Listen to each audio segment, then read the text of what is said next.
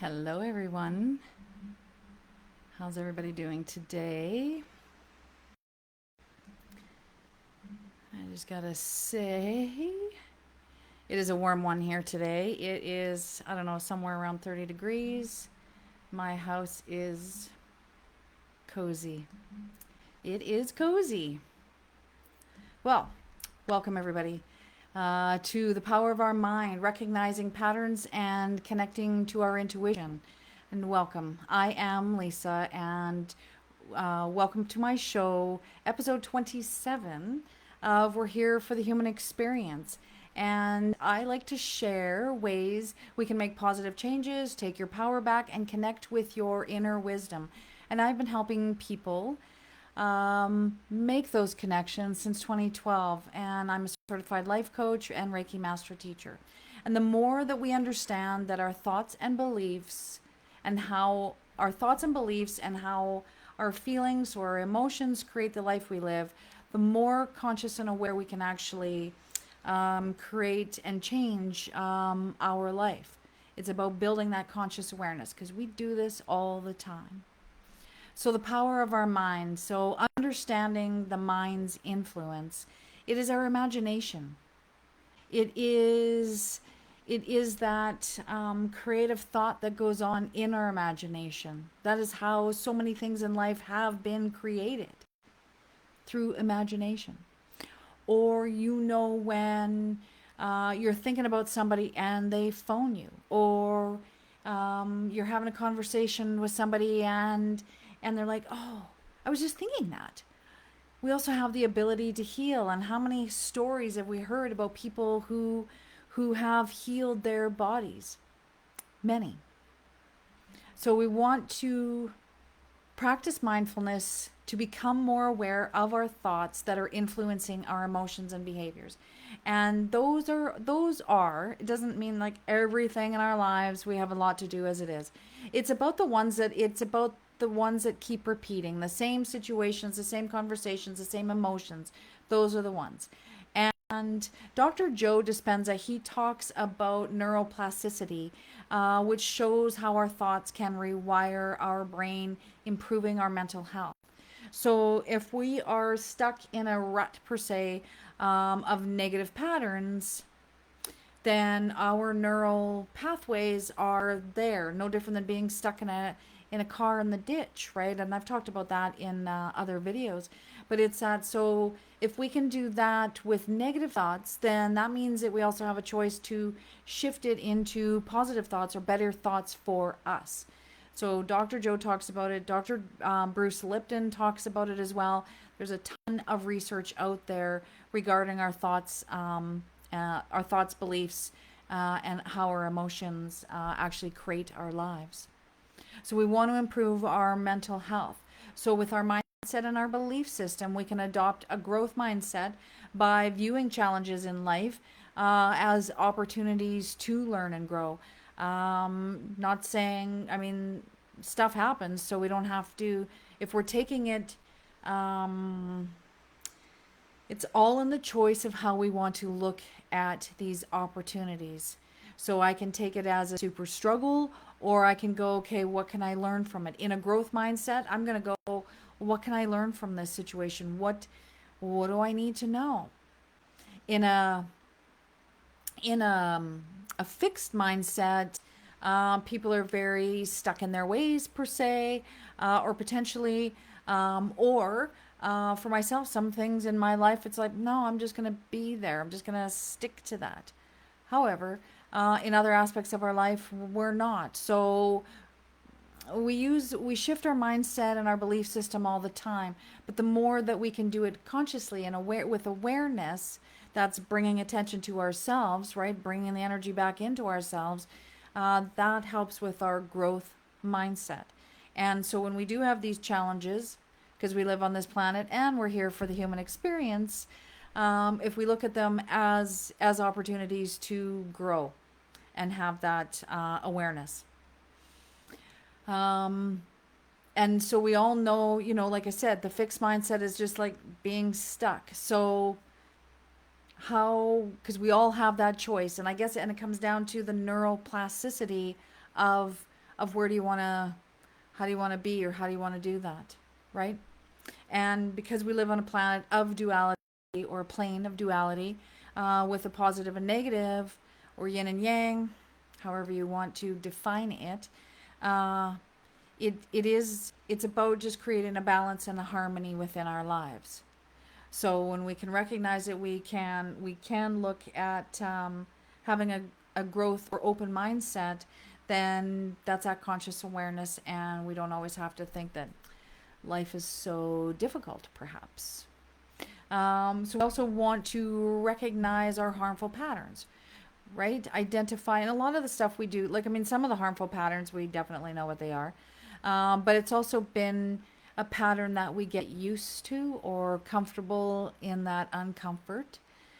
So when we recognize our negative thought patterns and our negative, or the emotions that go with those thought patterns, that neural pathway, we want to observe it and not, we just want to look at it as the observer without judgment, be kind to ourselves, because it is about having that growth mindset and asking, what can I learn about this?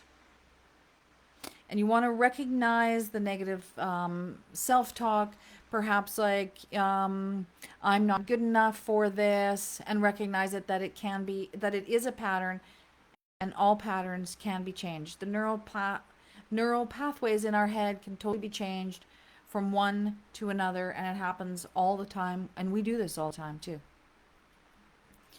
So some techniques to identify harmful patterns. We can write it down, put it in a journal. We can make little notes, outlines, write as much down. It's nice to get it out of our head.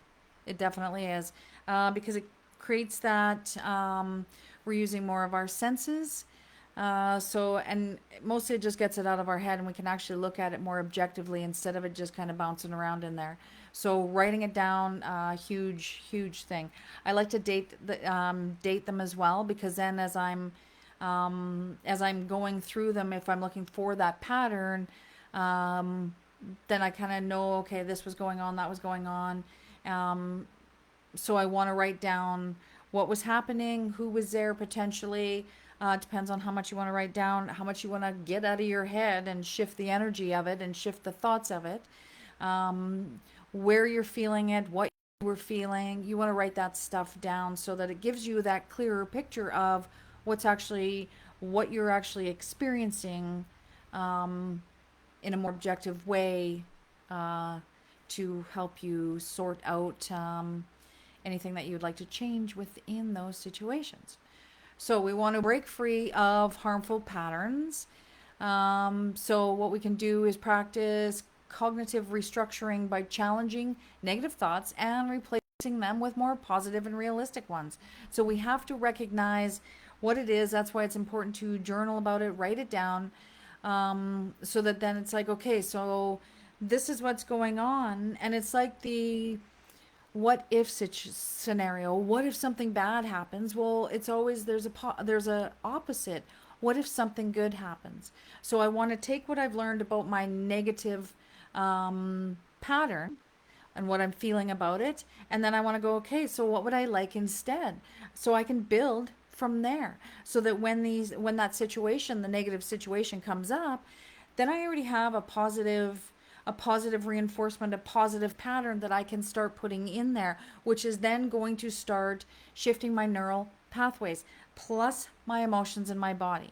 So when you're recognizing what the negative pattern is and what you want to shift into positive, write down the feelings you want to experience as well. And so essentially, if you think that you can always fail, which is totally not true, because we fail and we don't fail. I mean, that's just how life is. And if you say always, that's like an absolute, and that's just not true, because that is like, we just don't fail. We don't always fail. That's crazy. So instead of saying I always fail, or feel the vibe of I always fail, change it to perhaps I have succeeded in the past and can do so again. Because of course, we're not failing at everything. We don't fail at everything. So it is that one and the other. The balance and the harmony of living here on this planet. So we want to cultivate those positive thought patterns, right? We want to replace the negative ones with new ones. So we can do that by practicing gratitude, writing down 3 things or more a day. Also, when you're doing that, look at that list again throughout the day to refresh your memory, especially if you might feeling, if you're feeling your vibe getting a little lower. Check in with that list, or look around and do some more gratitude. It's amazing because what we're doing is with that gratitude practice, with checking in with your emotions, it is rewiring the neural pathways from the negative ones or the harmful ones or the less than desirable ones into ones you want. That's pretty cool that we can do that. Like we can change our neural pathways with our thoughts and emotions. I think that's very cool. So practice gratitude. Another wonderful thing is to check in with ourselves. It's also about acknowledging small achievements in our day, like positive experiences. Compliment yourself, compliment others about doing a task. I met this lady once, and she said she had 5 kids, I think it was, and she was saying about the laundry, of course, laundry, and she says, "Well, I was only able to get 5 loads of laundry done, but there's still 6." And she has a lot of she had a lot of overwhelm and anxiety. Makes sense. A lot going on in her house. So what I said to her was, "Well, how about this? You did 5 loads of laundry. Are they all dried? Or are they all put away?" And she says, "Yes." I said, "Well, that's an accomplishment. 5 loads of laundry, all folded and put away, besides everything else that goes on in your day. That's pretty amazing." So notice those things in your life, because there again, it's about building that new neural pathway. Use affirmations. They work wonderfully in changing your thought processes and changing how you're feeling. Visualization is another way. Visualize how you want your life to be, because you already do it anyways. In potentially the negative or the repetitive, we're visualizing things we don't want. How about you visualize things you do want? It is a process. It is. But it's pretty cool that we can actually change our neural pathways and change how we feel. So when we want to connect to our intuition, which I just call is another muscle, it's another sense. It's about differentiating our intuition from impulsive reactions, and by taking a moment to breathe and assess our feelings before acting. For me, when I want that intuitive guidance, then I've had it where my ego mind or my experience brain pops up and it has a whole bunch of blah blah blah blah blah experience solutions, but I already know that that's not what I'm looking for. So in that moment when I hear that coming, the noise, I'll say, then I will just say to myself, shh, we don't have the answer. So I'm looking for this intuitive answer. And as soon as everything quiets down, I usually get the answer. It gives me that little guidance. And it's like that multiple choice test. You know the feeling of when you're right, but you have to quiet your mind for that. And so when my ego experience brain gets yapping, as it does, and that's okay, I'm grateful for it, but it's that I don't know the answer to this, so I need it to be quiet. And I take a deep breath and just kind of center myself, and it's like seconds. It takes longer to explain it than it does to actually do it. So it's about quieting down that inner chatter at times. And meditating regularly also. And there again, 5 minutes. Set a timer. Set a timer and just breathe. You don't have to do anything in your meditation. Just breathe and not attach to your thoughts. That's it. Set the timer and just allow. You can do a body scan and notice how your body feels. You can, relax your muscles and your tendons if you wanted to do that, to bring in a little bit more focus and awareness into yourself. That's a really good one to do. And there again, spend about 5 minutes in silence, focusing and breathing, and notice any intuitive thoughts that come up, especially if you have something that's going on and you want an answer to it. Well, in those quiet times, or sometimes when I'm doing dishes or vacuuming, all of a sudden I get these All of a sudden it's like, oh yeah, there's the answer. Ha, sweet. So we want to practice it because it is a muscle. Our intuition is a muscle, and it's just because using we're not using it on a conscious awareness basis. It's working all the time. So what I used to do is practice. You know, if I wanted. I would practice using my intuition about put it out there for parking spots. Um, what I want to eat, right? I would ask my, higher self or my intuition, what do I want to eat? Not what my maybe it's like maybe I don't feel like that today. Maybe there's another one. And so it's just using your intuition, consciously awareness, and because it's a muscle that we just don't use on a regular basis. So the more that you do, the more that you're checking in with yourself, the more that you are regulating what's going on with yourself, you are becoming more aware. And the more awareness that you bring into those repetitive, especially, but also notice the positive things as well, because that is super important too. Small, the small accomplishments. Absolutely. So we want to bring that awareness in so that we can make these positive changes and that consciousness. And it is just, it's not really just, it's the ability to make different choices in our life. And when we're doing that, even, take a different route, brush your teeth with the opposite hand. It helps to just rewire, make new neural pathways. If you want to go into the sciencey part of it, right? Which they're gonna, I think it's just very cool.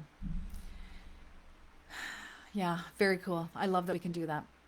So, to summarize, so the importance of harnessing our mind because our thoughts do create, our emotions create.